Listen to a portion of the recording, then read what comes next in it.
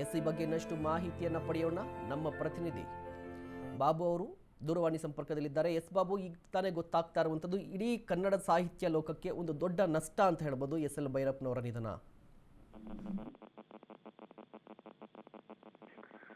ನಿಜವಾಗ್ಲೂ ಮಹೇಶ್, ನಿಜಕ್ಕೂ ಇದೊಂದು ಕರುನಾಡಿನ ಸಾಹಿತ್ಯದ ಒಂದು ದೊಡ್ಡ ಕಳಚಿ ಬಿದ್ದಿದೆ ಅಂತಾನೆ ಹೇಳ್ಬೋದು. ಅದೊಂದು ಎಮ್ಮರ ಅಂತಾನೆ ಹೇಳ್ಬೋದು. ಸಾಕಷ್ಟು ಕೃತಿಗಳನ್ನ ಬರೆದಂತವ್ರು, 94 ವರ್ಷ ವಯಸ್ಸಿನಲ್ಲೂ ಕೂಡ ಅವರು ಒಂದಷ್ಟು ಚಿಲುಮೆಯ ರೀತಿಯಲ್ಲಿ ಓಡಾಡ್ಕೊಂಡು ಕೆಲಸ ಕಾರ್ಯಗಳನ್ನ ಮಾಡ್ತಾ ಇದ್ರು. ಬಟ್ ಇತ್ತೀಚೆಗೆ ಅವರು ತೀವ್ರ ಅನಾರೋಗ್ಯದಿಂದ ಬಳಲ್ತಾ ಇದ್ರು.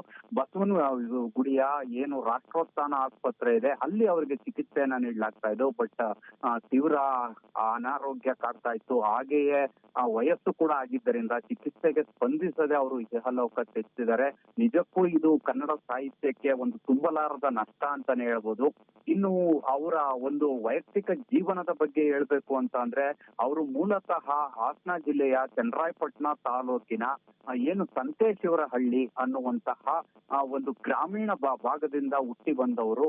ಅವರ ತಂದೆ ಹೆಸರು ಲಿಂಗಣ್ಣ ಅಂತ ಹೇಳ್ಬಿಟ್ಟು ಸಾಕಷ್ಟು ಒಂದಷ್ಟು ಆಸಕ್ತಿ ಚಿಕ್ಕಂದಿನಿಂದಲೂ ಕೂಡ ಅವರಿಗೆ ಬರೆಯುವಂತದ್ದು. ಅವರಿಗೆ ಪ್ರೇರೇಪಣೆಯನ್ನ ನೀಡಿದ್ದು ಬೋರೂರು ರಾಮಸ್ವಾಮಿ ಅಯ್ಯಂಗಾರ್ ಏನಿದ್ದಾರೆ, ಜ್ಞಾನಪೀಠ ಪ್ರಶಸ್ತಿ ವಿಜೇತರು, ಅವರ ಒಂದಷ್ಟು ಲೇಖನಗಳು ಅವರನ್ನ ಈ ಒಂದು ಸಾಹಿತ್ಯ ಲೋಕದತ್ತ ಎಳೆದು ತಂತು. ಅವರ ಲೇಖನಗಳಿಂದ ಸ್ಫೂರ್ತಿ ಪಡೆದು ಪರ್ವ ಇರಬಹುದು, ಗೃಹಭಂಗ ಇರಬಹುದು, ಯಾನ ಇರಬಹುದು, ಧರ್ಮಶ್ರೀ ಅನ್ನುವಂತಹ ಗ್ರಂಥದಿಂದ ಹಿಡಿದು ಉತ್ತರಕಾಂಡ ಅನ್ನುವಂತಹ ಗ್ರಂಥದವರೆಗೂ ಕಾದಂಬರಿಗಳು, ಅನೇಕ ಕಾದಂಬರಿಗಳು. ಮತ್ತೆ ಪ್ರಮುಖವಾಗಿ ಇವರು ಒಂದು ಈ ದಲಿತ ಸಾಹಿತ್ಯಕ್ಕೋ ಅಥವಾ ನವೋದಯ ಸಾಹಿತ್ಯಕ್ಕೋ ಈ ರೀತಿ ಒಂದು ಮೀಸಲಿಟ್ಕೊಳ್ಳಿಲ್ಲ ಅವರು ಎಲ್ಲಾ ರೀತಿಯ ಸಾಹಿತ್ಯವನ್ನು ಬರೆದ್ರು. ದಲಿತ ಸಾಹಿತ್ಯವನ್ನು ಬರೆದಿದ್ದಾರೆ, ಬಂಡಾಯ ಸಾಹಿತ್ಯ ಬರೆದಿದ್ದಾರೆ, ನವ್ಯ ಸಾಹಿತ್ಯ, ನವೋದಯ ಸಾಹಿತ್ಯ, ಈ ರೀತಿ ಎಲ್ಲಾ ಕ್ಷೇತ್ರದಲ್ಲೂ ಕೂಡ ಅವರು ಕೈ ಆಡಿಸಿದ್ರು. ಮತ್ತೆ ಅವರ ಸಾಹಿತ್ಯದ ಲೋಕಕ್ಕೆ ಅವರು ಕೊಟ್ಟಂತಹ ಕೊಡುಗೆಯನ್ನ ಪರಿಗಣಿಸಿ ಕೇಂದ್ರ ಸರ್ಕಾರ ಇರ್ಬೋದು, ರಾಜ್ಯ ಸರ್ಕಾರ ಇರ್ಬೋದು, ಸಾಕಷ್ಟು ಪ್ರಶಸ್ತಿಗಳನ್ನು ಕೂಡ ಬಂದಿದ್ವು. ಪದ್ಮಶ್ರೀ ಅಂತ ಪ್ರಶಸ್ತಿ ಬಂದಿತ್ತು, ಪದ್ಮಭೂಷಣ ಪ್ರಶಸ್ತಿ ಬಂದಿತ್ತು, ಸಾಹಿತ್ಯ ಸಮ್ಮಾನ್ ಅವಾರ್ಡ್ ಬಂದಿತ್ತು, ಹಾಗೆಯೇ ಸಾಹಿತ್ಯ ಅಕಾಡೆಮಿ ಪ್ರಶಸ್ತಿ ಬಂದಿತ್ತು, ಸಾಹಿತ್ಯ ಫೆಲೋಶಿಪ್ ಪ್ರಶಸ್ತಿ ಬಂದಿತ್ತು.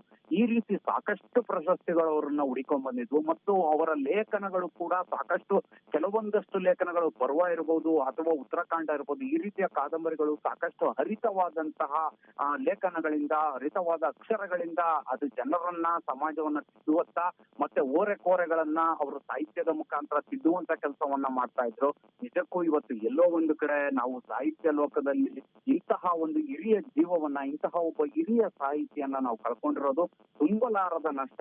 ಈಗ ಏನು ಸುದ್ದಿ ಹೊರಗಡೆ ಬಂದಿದೆ, ಸಾಕಷ್ಟು ಇನ್ನೂ ಕೂಡ ಸಾಹಿತಿಗಳು ಅವರ ಗರಡಿಯಲ್ಲಿ ಪಳಗದಂತವ್ರು, ಅವರನ್ನ ಪ್ರೇರೇಪಿತರಾಗಿ ಎಲ್ ಭೈರಪ್ಪ ಅವರನ್ನ ಪ್ರೇರೇಪಣೆ ತಗೊಂಡು ಅನೇಕ ಸಾಹಿತಿಗಳಿದ್ರು. ಮತ್ತೆ ಕೇವಲ ಸಾಹಿತ್ಯ ಲೋಕದಲ್ಲಿ ಅವರು ಬರೆದಂತ ಲೇಖನಗಳು ಸಾಕಷ್ಟು ಕಾಂಟ್ರವರ್ಸಿಗಳನ್ನು ಸೃಷ್ಟಿ ಮಾಡಿದ್ವು. ಹಾಗೆ ಅವ್ರು ಕೊಡ್ತಾ ಇದ್ದಂತ ಹೇಳಿಕೆಗಳು ಕೂಡ ಒಂದಷ್ಟು ವಾಸ್ತವಕ್ಕೆ ಹತ್ರ ಆಗಿದ್ರು ಕೂಡ ಅವು ವಿವಾದಕ್ಕೆ ಕಾರಣವಾಗಿದ್ವು. ಇಂತಹ ಎಲ್ ಭೈರಪ್ಪ ಅವ್ರನ್ನ ನಾವು ಇವತ್ತು ಕಳ್ಕೊಂಡಿರೋದು ನಿಜಕ್ಕೂ ಇದು ಕೇವಲ ಕರುನಾಡಿಗಲ್ಲ, ಇಡೀ ದೇಶಕ್ಕೆ ನಷ್ಟವನ್ನ ತಂದಿರ್ತಕ್ಕಂಥದ್ದು ಮಹೇಶ್.